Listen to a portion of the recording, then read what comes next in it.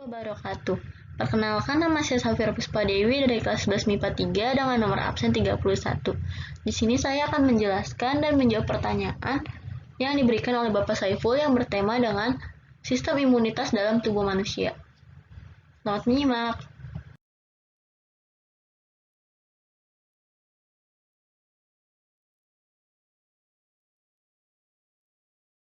Yang pertama akan kita bahas adalah apa yang dimaksud dengan sistem pertahanan tubuh. Sistem imunitas merupakan sistem pertahanan atau kekebalan tubuh yang memiliki peran dalam mengenali dan menghancurkan benda-benda asing atau sel abnormal yang merugikan tubuh kita. Sistem imunitas kita tidak memiliki tempat khusus di tubuh kita dan tidak dikontrol oleh otak. Imunitas ini berbentuk sel-sel tertentu yang berfungsi sebagai pasukan pertahanan tubuh kita dalam memerangi patogen yang sudah disebutkan di atas tadi, yang berpotensi menyebabkan gangguan pada tubuh kita. Saat patogen masuk ke tubuh kita, antigen atau molekul yang terletak pada dinding sel bakteri merangsang sistem imunitas kita untuk menghasilkan antibodi untuk melawan dan melindungi tubuh kita.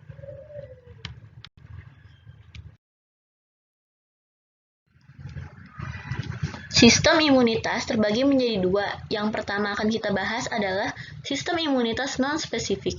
Sistem imunitas non-spesifik adalah pertahanan tubuh bawaan. Disebut pertahanan tubuh bawaan karena sistem imunitas non-spesifik ini merupakan garis utama tubuh yang pertama dalam melawan semua patogen yang masuk ke tubuh kita. Berfungsi untuk mencegah terjadinya peradangan setelah adanya luka atau infeksi pada tubuh kita. Anggota sistem imunitas non-spesifik di tubuh kita ada kulit, membran mukosa, sel-sel fagosit, protein, antimikroba, dan inflasi. Sistem pertahanan tubuh non-spesifik terbagi menjadi dua. Yang pertama, sistem pertahanan tubuh non-spesifik eksternal yang terdiri dari kulit dan membran mukosa.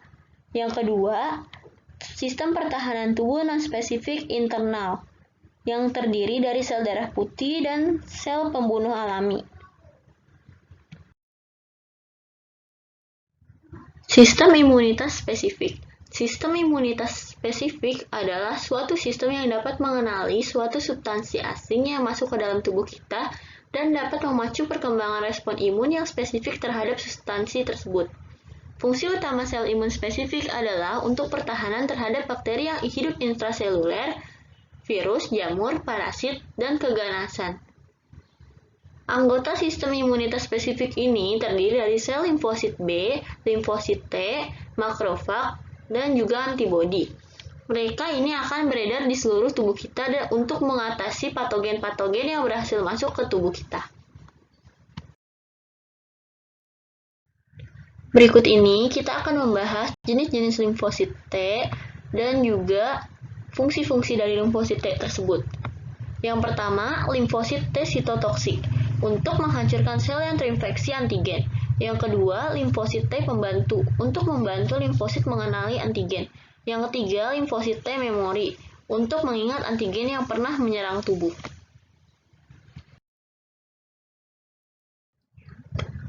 Dan di sini kita juga akan membahas respon imun spesifik apabila menemukan patogen di dalam tubuh kita. Yang pertama, sel B menemukan antigen dan menangkapnya. Lalu, sel B menunggu aktivasi dari sel T helper. Kemudian, sel B mengaktifasi sel plasma dari sel memori. Kemudian, sel plasma memproduksi antibodi untuk menyerang antigen. Lalu, sel antibodi memfagosit antigen. Dan yang terakhir, sel memori akan mengingat terus apabila ada antigen yang sama. Selanjutnya, kita akan memasuki pertanyaan yang kedua, yaitu sebutkan organ-organ yang berperan dalam sistem pertahanan tubuh. Secara garis besar, pembagian sistem imun menurut sel tubuh dibagi menjadi sistem imun humoral dan sistem imun seluler.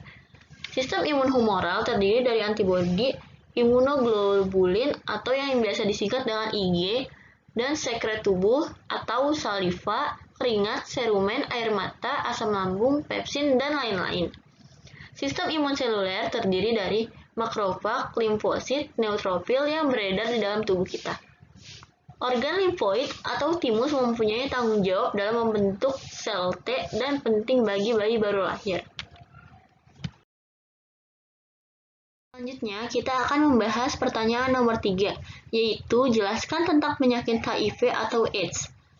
Human Immunodeficiency Virus atau yang biasa disingkat dengan HIV adalah virus yang merusak sistem kekebalan tubuh dengan menginfeksi dan menghancurkan sel CD4. Semakin banyak sel CD4 yang dihancurkan, kekebalan tubuh akan semakin lemah sehingga rentan diserang berbagai penyakit. Infeksi HIV yang tidak segera ditangani akan berkembang menjadi kondisi serius yang biasa disebut Acquired Immune Deficiency Syndrome atau yang biasa disingkat dengan AIDS. AIDS adalah stadium akhir dari infeksi virus HIV. Pada tahap ini, kemampuan tubuh untuk melawan infeksi sudah sepenuhnya hilang. Lalu, bagaimana dengan penyebaran virus HIV? Virus HIV tidak dapat tersebar melalui keringat ataupun urin. HIV termasuk virus yang rapuh dan tidak bisa bertahan lama di luar tubuh manusia. Umumnya, penyebaran virus HIV terjadi melalui hubungan seksual yang tidak aman dan bergantian menggunakan jarum suntik pada saat memakai narkoba.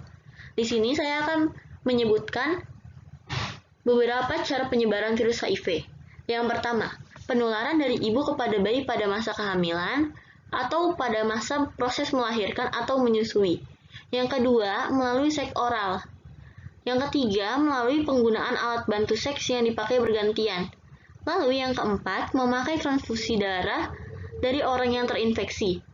Yang kelima, memakai jarum suntikan dan perlengkapan menyuntik lainnya yang sudah terkontaminasi oleh virus HIV. Apa yang menyebabkan orang bisa terinfeksi virus HIV? Sebenarnya, semua orang beresiko terinfeksi virus HIV. Namun, beberapa penyebab HIV antara lain 1. Hubungan seks tanpa kondom, baik sesama jenis maupun heteroseksual. Yang kedua, sering membuat tato atau melakukan tindik dengan alat yang tidak steril. Yang ketiga, berhubungan seksual dengan pasangan yang memiliki penyakit kelamin. Yang keempat, suntikan narkoba. Yang kelima, berhubungan seksual dengan pengguna narkoba. Apa gejala yang dirasakan seseorang bila terpapar virus HIV? Di sini saya akan menjelaskan gejala-gejala HIV yang muncul. 1. Demam terus-menerus lebih dari 10 hari. 2. Merasa lelah setiap saat. 3. Sulit bernapas. 4. Diare parah. 5. Infeksi pada mulut, tenggorokan, dan vagina. 6. Muncul bintik ungu pada kulit yang tidak akan hilang. 7. Hilang nafsu makan sehingga berat badan turun drastis. Sebenarnya HIV belum ada obatnya, tetapi ada pengobatan HIV yang bisa memperlambat perkembangan virus HIV.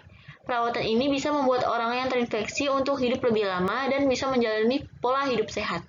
Ada berbagai macam jenis obat HIV yang dikombinasikan untuk mengendalikan virus HIV. Lalu ke pertanyaan yang berikutnya, jelaskan cara memperoleh kekebalan tubuh kita. 1. Menerapkan pola hidup sehat. 2. Perbanyak makanan sayur dan buah. 3. Istirahat yang cukup. 4. Hindari stres. 5. Rutin berolahraga. Dan yang terakhir, hindari rokok dan alkohol.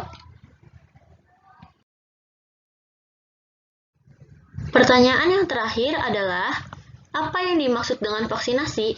Vaksinasi adalah pemberian vaksin yang khusus diberikan dalam rangka meningkatkan kekebalan tubuh seseorang secara aktif terhadap suatu penyakit. Vaksin merupakan salah satu cara terpenting dan tepat guna untuk mencegah penyakit dan menjaga kondisi tubuh. Vaksin membantu menciptakan kekebalan tubuh untuk melindungi tubuh dari infeksi tanpa mengakibatkan efek samping yang membahayakan. Bagaimana cara kerja vaksin?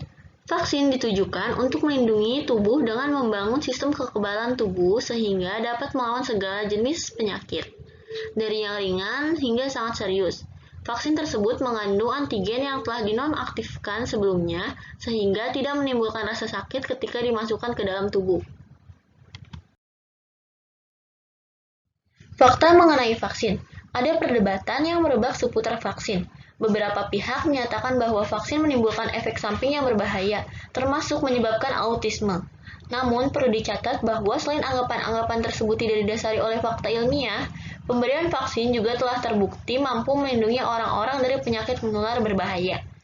Vaksin telah melalui uji keselamatan yang ketat selama bertahun-tahun sebelum diizinkan oleh FDA atau BPOM Amerika untuk diedarkan ke masyarakat. Vaksin juga terus dipantau demi keamanan dan kesehatan. Cukup sekian penjelasan dari saya, semoga dapat menjawab pertanyaan yang diberikan oleh Bapak Saiful. Kurang lebihnya mohon maaf. Wassalamualaikum warahmatullahi wabarakatuh. Terima kasih.